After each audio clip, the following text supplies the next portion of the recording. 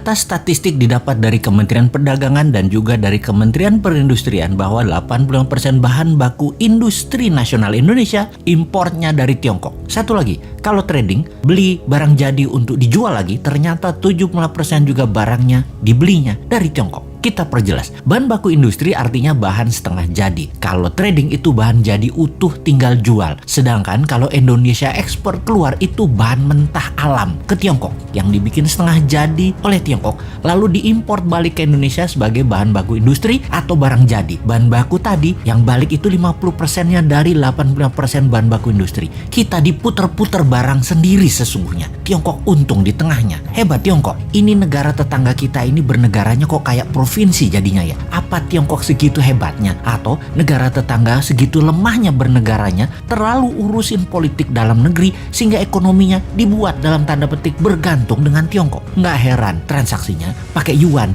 Baru ngeh saya juga. Multi currency atau mata uang yang berlaku di banyak negara seperti yen, dolar, dan euro memang tidak diperlukan kalau kayak gitu. Ya itulah kenapa istilah provinsi itu muncul. Timur-timur nih, kalau Newman yang pegang mandat, 95% kebutuhan negaranya tergantung rupiah dan barang dari Indonesia. Jadi tanpa perlu diintegrasi penyatuan kembali Timur-Timur ke wilayah Indonesia, ya Timur-Timur sudah jadi provinsi lagi. Sama seperti Gajah Mada menyatukan Nusantara juga bukan pakai military approach, tetapi pakai economic approach, pakai emasnya Majapahit. Atau istilah ini adalah semua dalam buku Akademi Militer namanya kolonialisasi 5.0, seperti yang dilakukan oleh Tiongkok. Kolonialisasi 5.0 pakai yuannya Tiongkok. Itu adalah economic approach. Negara tetangga itu jadinya ya kalah diplomasi, kalah strategi, kalah ekonomi, puncaknya ya kalah kedaulatan. Hal ini tanpa perlu menurunkan bendera merah putih diganti dengan merah bintangnya, ya sudah takluk jadi provinsi juga. Jadi apa kata Beijing deh seakan-akan. Tapi sekali lagi, untung masyarakatnya dibuat apatis nasionalismenya, nggak ngerti kedaulatan, nggak ngerti nation right. Kalau paham sudah biar tuh pejabat yang paling serba bisa itu. Saking baiknya atau nggak ngertinya bernegara pejabat puncaknya di negara tetangga tersebut, ada pejabatnya terbukti meletakkan uang di Pandora Papers aja nggak diapa-apain. Walau kalau ditanya nggak tahu duit dari mana tuh dapatnya pejabat itu. Pejabat loh ya. Rakyatnya kalau udah hal gini cuek. Mungkin sudah kadung cinta dan sudah kadung kena propaganda otaknya oleh ribuan buzzer bahwa anti pemerintah itu pasti kadrun yang kena radikalisme Timur Tengah. Bosman bahkan dibilang kadrun.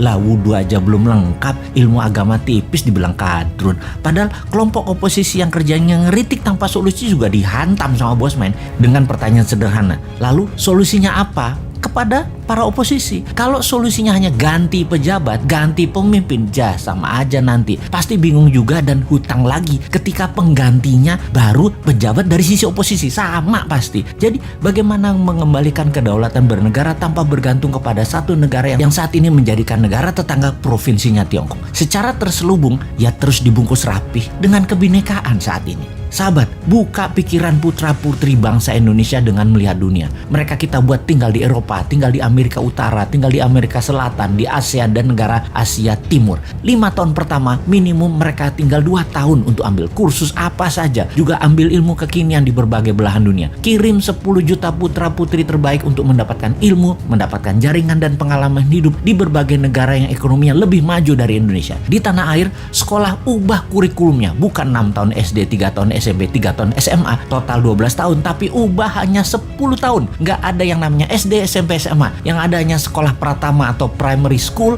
kemudian sekolah kejuruan, universitas, sekolah tinggi, akademi militer, kepolisian, dan lain sebagainya. Selesai sekolah pratama, maka ada wajib militer 2 tahun. Secara teknis, wajib militer selesai dulu, baru 10 juta putra-putri terbaik ini dikirim ke luar negeri dalam 5 tahun ke depan. 10 tahun ke depan, tambah lagi, ada 20 juta putra-putri terbaik ini memiliki nasionalisme yang kuat, berpikir terbuka, pandai, dan membuat banyak perubahan di tanah air tercinta ini hingga menjadi negara berdaulat utuh adalah karena pengalaman mereka selama mereka belajar dan melihat dunia. Itulah bekal untuk Indonesia emas di tahun 2045 versi Newman. Kita tantang yang lainnya, konsepnya mana? Jangan cari populer jual tampang dan kegiatan pakai anggaran Pemda dan anggaran negara dong. Modal sendiri tanpa jabatan, tanpa anggaran pemerintah kalau bisa.